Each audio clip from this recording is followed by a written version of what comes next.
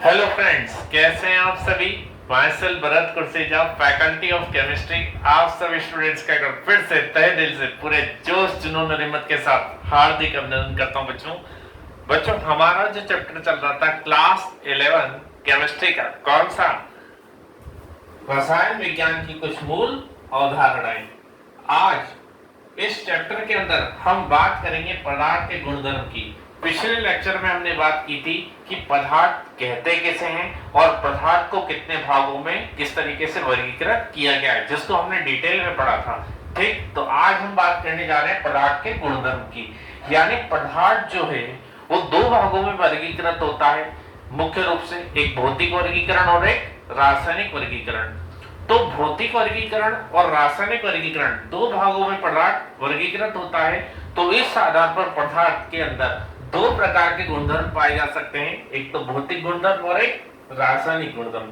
तो आज दोस्तों हम इसी के बारे में चर्चा करने वाले हैं।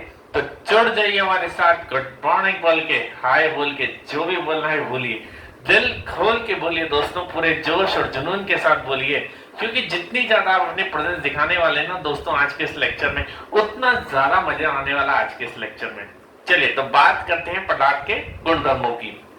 तो पदार्थ के गुणधर्म दो प्रकार के होते हैं, एक भौतिक गुणधर्म और एक रासायनिक गुणधर्म। अब भौतिक गुणधर्म क्या होते हैं, अगर मैं अपनी नॉर्मल लैंग्वेज में बोलूं आपसे, तो भौतिक गुणधर्म वो गुणधर्म होते हैं पदार्थ के जिन्हें केवल हम देख के ही बता सकते हैं। मतलब केवल देख के बता सके जिन गुणधर्मों को पदार्थ के, वो पदार्थ के गुणधर्म कहलाएंगे भौतिक गुणधर्म। और रासायनिक गुणधर्म वो गुणधर्म होते हैं जिन्हें हम केवल देखकर नहीं बता सकते हैं। तो बात करते हैं डिटेल में कैसे। देखिए जैसे सोडियम है, अब अगर मान लीजिए कि सोडियम है और उसकी रिएक्शन मैंने किससे करा दी, क्लोरीन से करा दी, तो सोडियम के गुणधर्म कुछ अलग होंगे, क्लोरीन के गुणधर्म कुछ अलग होंगे। लेकिन जब इससे सोडियम क्लोराइड बनेगा दोस्तों, तो सोडियम क्लोराइड के गुणधर्म हो जाएंगे कुछ अलग। तो यानी सोडियम के गुणधर्म कुछ अलग और बनने वाले सोडियम क्लोराइड के गुणधर्म कुछ अलग। तो यानी इसमें क्या आ चुका है दोस्तों, रासायनिक परिवर्तन आ चुका है। तो अब मैं इसके गुणों को केवल देखकर नहीं बता सकता हूं, यानी सोडियम क्लोराइड में सोडियम के गुण कैसे हैं उनको केवल मैं देखकर नहीं बता पाऊंगा। तो यहाँ पर जिन गुणधर्मों को हम केवल देखकर नहीं बता सकें वो गुणधर्म रासायनिक गुणधर्म हो जाते हैं, और जिन गुणधर्मों को हम देखकर ही बता सकें वो गुणधर्म कौन से गुणधर्म होते हैं दोस्तों, भौतिक गुणधर्म होते हैं।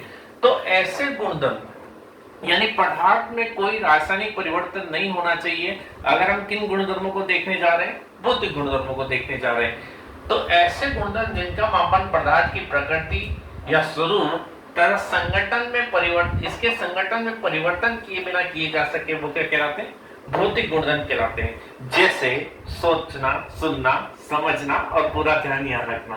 ठीक, जैसे रंग की बात करें अगर दोस्तों, तो हम किसी भी पदार्थ के रंग को केवल देखकर ही बता सकते कि नहीं बता सकते, अरे बता सकते कि नहीं बता सकते कि उस पदार्थ का रंग कैसा है। तो उसमें कुछ हमें रासायनिक परिवर्तन देखने को मिल रहा है क्या, यानी उसमें रासायनिक परिवर्तन नहीं हुआ है, तो इसका मतलब हम पदार्थ के रंग को केवल देखकर ही बता पा रहे हैं। पदार्थ की सुगंध कैसी है केवल सूंघकर ही बता सकते हैं, इसमें हमने कोई प्रैक्टिकल करने की जरूरत पड़ रही है क्या, नहीं पड़ रही है। यानी पदार्थ का क्वथनांक कैसा है ये भी हम केवल देखकर ही बता सकते हैं, पदार्थ का गलनांक कैसा है ये भी केवल हम देखकर ही बता सकते हैं। ठीक, जैसे एग्जांपल लेता हूं मैं वाटर यानी जल। अब एक बात बताइए, जल का कोई रंग होता है, होता है क्या, नहीं होता है। तो जल के रंग की बात करूं तो आप क्या कहेंगे, ये कैसा है, रंगहीन है। कैसा है, रंगहीन है। और मैं आपसे बात करूं कि जल का क्वथनांक क्या होता है, तो बिना सोचे समझे आप कह देंगे कि जल का क्वथनांक कितना होता है, 100 डिग्री सेल्सियस होता है। चाहे कितना ही जल ले लिया जाए, किसी भी अमाउंट में जल ले लिया जाए, उसको अगर हम क्या करेंगे, गर्म करेंगे और उसके क्वथनांक की बात करें तो वो 100 डिग्री सेल्सियस पर ही किसमें परिवर्तित होने लगेगा, द्रवावस्था से वाष्पावस्था में, चाहे कितनी भी क्वांटिटी में ले लिया जाए जल। तो यानी इसके क्वथनांक की बात करें तो आपने डायरेक्ट कह दिया 100 डिग्री सेल्सियस। जल के गलनांक की बात करें, यानी जिस ताप पर बर्फ किसमें परिवर्तित होने लग जाती है, जल में परिवर्तित होने लग जाती है।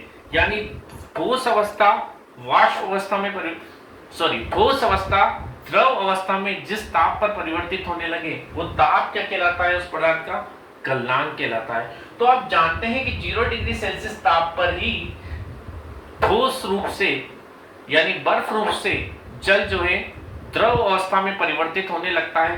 तो ये उसका क्या कहलाएगा दोस्तों? गलनांक कहलाएगा। चाहे कितने भी अमाउंट में हो बर्फ और वो किस में परिवर्तित हो रही हो? द्रव में यानी जल में परिवर्तित हो रही हो। कितना रहेगा दोस्तों गलनांक? 0 डिग्री सेल्सियस ही रहेगा। सही बात है कि नहीं है ना?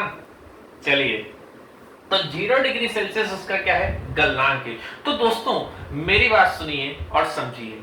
अगर आपने बात करी है किसकी? किसी पदार्थ के रंग की या किसी पदार्थ की सुगंध की या किसी पदार्थ के क्वथनांक की या किसी पदार्थ के गलनांक की, तो उसके लिए आपको कोई प्रैक्टिकल करने की जरूरत नहीं पड़ी है। वो केवल आपने पदार्थ देखा कौन सा पदार्थ है और उससे ही बता दिया कि भैया इसका रंग ये होगा, इसका क्वथनांक ये होगा, इसका गलनांक ये होगा। समझ रहे हैं कि नहीं बात? सही है ना बात? चलिए अब बात करते हैं रासायनिक गुणधर्म की कि पदार्थ के रासायनिक गुणधर्म क्या होते हैं। देखिए, जिन पदार्थों में रासायनिक परिवर्तन होगा वहीं हम रासायनिक गुणधर्मों को देख पाएंगे। यानी इन गुणधर्मों के मापन के लिए पदार्थ में क्या होना चाहिए? रासायनिक परिवर्तन होना चाहिए। रासायनिक परिवर्तन की इनमें आवश्यकता होती है।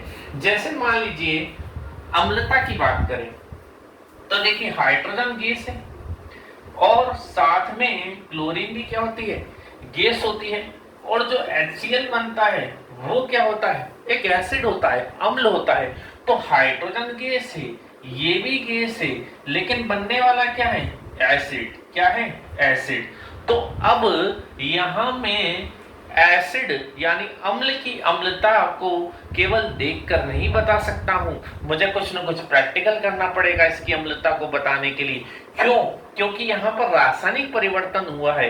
हाइड्रोजन गैस और क्लोरीन गैस ने आपस में रिएक्शन किए और कौन सा एसिड बनाया है? हाइड्रोक्लोरिक एसिड बनाया। तो इसकी अम्लता को मैं केवल देखकर नहीं बता पाऊंगा, मुझे कुछ ना कुछ क्या करना पड़ेगा? प्रैक्टिकल करना पड़ेगा, तभी मुझे इसकी अम्लता का पता चलेगा।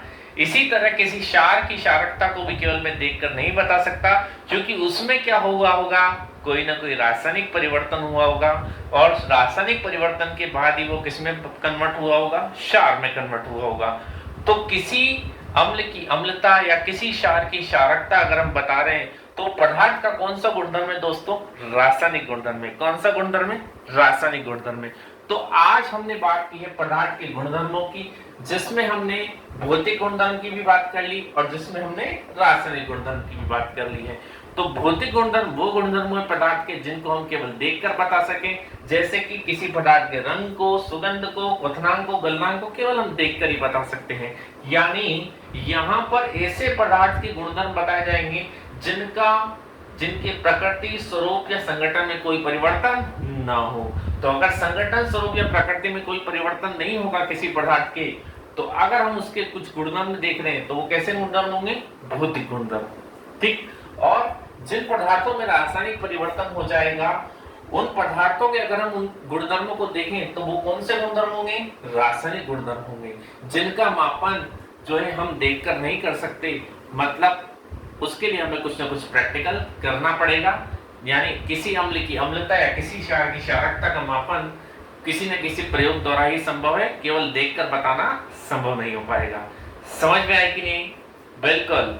चलिए तो मिलते हैं नेक्स्ट लेक्चर में, जिसमें हम बात करेंगे पदार्थ के गुणधर्मों का मापन किस तरीके से किया जाता है, मतलब उसमें किस तरीके के मात्रकों की आवश्यकता होती है, उनकी हम बात करेंगे। SI मात्रक क्या होते हैं, आधारभूत भौतिक राशियों के, सारी बातें करेंगे हमारे नेक्स्ट लेक्चर में। चिंता मत कीजिए। तब तक के लिए आप सभी बच्चों का तहे दिल से धन्यवाद है। और अगर ये लेक्चर अच्छा लगा है तो लाइक जरूर कर देना दोस्तों, चैनल का सब्सक्राइब जरूर कर देना और शेयर जरूर करना लेक्चर को अपने उन साथियों के साथ जो कर रहे हैं board, NEET, JEE main, CUET, JEE, किसी भी एग्जाम की प्रिपरेशन, सबके लिए आपको हेल्प करेगा।